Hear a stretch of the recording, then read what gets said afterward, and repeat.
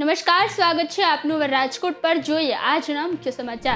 દિલ્હીના મુખ્યમંત્રી અરવિંદ કેજરીવાલની 24 કલાકની અંદર કોર્ટ તરફથી બીજો ઝટકો। કેજરીવાલ અઠવાડિયામાં માત્ર 2 વાર જ પોતાના વકીલોને મળી શકે છે।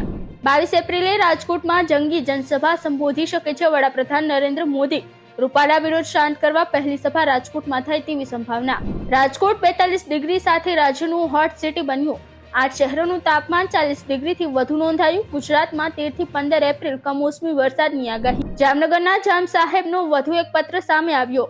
રૂપાલા વધુ એકવાર માફી માંગી લે, કારણ કે ક્ષમા વીરસ્ય ભૂષણમ। લીંબુના ભાવમાં ધરખમ વધારો। લીંબુ 150 થી 200 રૂપિયા પ્રતિ કિલો થયા।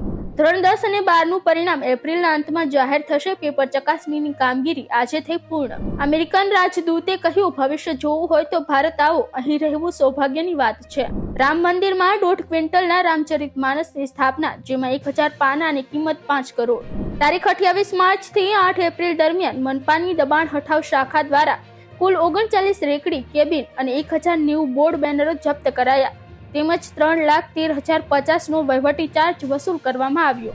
ધોરાજીના 2 પરિવાર પર ત્રાટક્યો કાર। ટાયર ફાટતા પુલની રેલિંગ તોડી કાર પાણીમાં ખાબકી। 3 મહિલા સહિત 1 પુરુષનું થયું મૃત્યુ। વધુ ન્યૂઝ અપડેટ્સ માટે જોડાયેલા રહો અવર રાજકોટ સાથે। વધુમાં અમારી YouTube ચેનલને સબસ્ક્રાઇબ કરીને બેલ આઇકન જરૂરથી પ્રેસ કરજો। નમસ્કાર।